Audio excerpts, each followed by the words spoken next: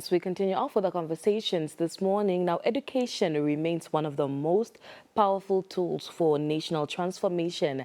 And at the heart of this journey are our dedicated teachers who are compassionate and very resilient. Now, in recent weeks, the nation has been reminded of the profound role of educators, that educators play, and not only in shaping minds, but also in nurturing communities, often under challenging circumstances. Today, we take a moment to reflect, but also to look ahead with purpose and exploring how we can better support, empower, and honor those who teach us. And for this conversation, we are joined by the Minister of Innovation, Youth, Sports, Arts, and Culture, Sanet Steenkamp. Ms. Steenkamp, a very good morning to you, and thank you so much for making time to talk to us. Good morning, Ndapewa, and also a warm good morning to all our viewers and listeners. Right.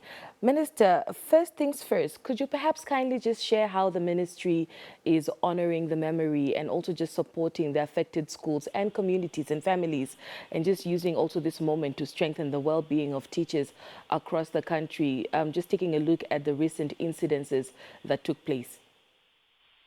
Yes, indeed, we are all quite aware of the tragic losses of our three teachers in Ohangwena, three male teachers, very young. And it's actually a very fine balance that must be kept in mind. First and foremost, given that these teachers serve as role models and also authority figures, one has to be very careful for the potential effect of, we call it a contagion effect, that could be among teachers and learners facing similar financial or mental health stresses. This means basically that while we acknowledge that our teachers do their level best in bringing teaching and learning, educating the learners and educating a community, we are equally aware that we cannot idealize suicide. And yes, these teachers will be remembered for the impact that they have on their learners and their teachers. And we extend our heartfelt condolences, of course, to their families, but also to the teaching and learning fraternity, the learners and the educators countrywide. Minister, kindly just share with us some of the measures that the ministry is planning on putting in place in order to promote and, safeguard the physical and mental well-being of our educators, and perhaps how these efforts contribute to a more supportive and sustainable teaching environment across the country. Well, first and foremost, we must understand that the current suicide prevention research focus on addressing the root causes. And addressing the root causes, in this case, we do not have any evidence. However, we are pointed towards financial stresses, teachers facing severe debts, and that there is a definite link. We cannot deny it, that there is a definite link between financial and mental health crisis. The most important thing that does not cost us any money is the issue of breaking the cycle of silence and suffering, and people feeling that they need more support. That is a given. The fact of the matter is, what is it that we are going to do as a ministry to ensure that our teachers feel valued and they feel supported? So there are immediate actionable interventions. Of course, this is a government and a national concern. It's not something that the ministry can do on its own. So we are reaching out to the Ministry of Health. Of late, you would also heard the Minister of Health speaking in Parliament around issues of mental health awareness, and we will collaborate with the Ministry of Health on mental health awareness raising. That's very important. That's the first thing. It's to break down cultural norms and cultural barriers that prevent men specifically from reaching out and admitting that they find themselves in a vulnerable space. And for this, people need a neutral and a safe space. They need someone that they can trust. They need someone who will treat their matters as confidential. That person can be a trusted friend or a colleague or a school management. I've learned that in the recent newspapers, people were saying, and the unions were saying, teachers do not necessarily wish to speak to school management about their problems. However, we all need to be aware that if we cannot reach out to a trusted friend or somebody who will treat our matters confidentially and without judgment, we're living in a society that is very judgmental. We must be honest. So how do we do that, and how do we create those safe spaces? So that's one of the issues, to raise much more awareness that, yes, men suffer equally, issues of financial losses, financial stresses, financial, physical, emotional, and professional difficulties. So we must look out specifically for signs and difficulties and encourage each other to seek professional help. That is the first thing that we need to do. Secondly, because this is linked to financial issues, which we have no evidence to, we have to understand that the Ministry of Finance has already developed extensive financial literacy training materials. And this is a low-hanging fruit. This is now where we need to come in, and we will have to engage Ministry of Finance to ascertain how best can we equip our teachers with skills to manage their financial reserves effectively. Yeah.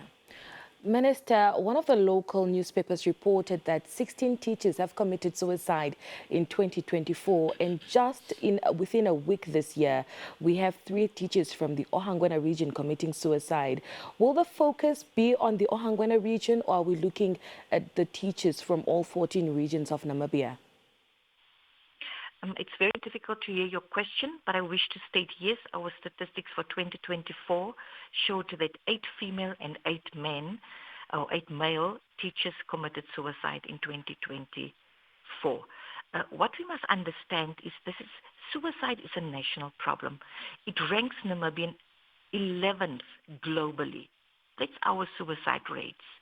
So clearly, this is not something that is only linked for teachers. If you look at the public service and the level of indebtedness of our public service, it's been a matter that has also been discussed in Parliament, that public servants find themselves under tremendous strain in terms of debts, and they are over indebted, and therefore this is a crisis that requires neutral health support and counseling. And people must understand that when you offer grief support, we must, and I must make this very clearly with the greatest of respect, when we offer grief support where there are suicides involved, it must be of such nature and balance that it does not glorify or romanticize the suicide. And our focus should therefore be on general mental health awareness rather than memorializing the specific incidents. This is sad that it happens. Families are left in pain. Learners are left with questions. There are grieving colleagues out there. And this matters must be treated with a greater sense of sensitivity. In our households, in our schools, in our communities, and this requires really for a comprehensive and meaningful national dialogue as to what are we going to do as a country to break down stigmas, cultural norms, and issues surrounding mental health, especially among men. And no teacher or anyone else in our society should feel that they must suffer in silence and that they should take their lives. Perhaps with that said, Minister, before we let you go, what is your message to all the teachers this morning and also for the upcoming teachers? I want to tell our teachers that you are not alone. You are not alone. We ask you to please reach out for professional help. Use your medical aid to reach out for professional help. Get help in terms of financial literacy. We know that teachers are faced with complex problems. Yes, we are working on decongesting our classrooms so that we don't have that additional strain on our teachers. It's a plan that the ministry is working on in all 14 regions. So we need to address issues of overcrowdedness, overcrowded classrooms. However, in terms of anxiety or depression that our teachers may feel, or, the desire to really break free from what is stressing them, we encourage our teachers to find someone to talk to, and especially to get professional help. Our medical aid makes provision for that. All right. Well, Ms. Steenkamp, thank you so much for making time to talk to us, and I'm sure your message is heard loud and clear. Thank you very much. All right. Sanet Steenkamp, who is the Minister of Education, Innovation, Youth, Sports, Arts and Culture, joining us this morning, just reflecting on the 3 suicide cases, that is, of course, of teachers in the Ohangwena region that took place within just a week, and also just taking a look at the stats from 2024, where 16 teachers committed suicide. And she basically mentioned that something will be done about this, but for now, teachers should also make use of their medical aid and also just get the professional help that they need. And remember, you are not alone.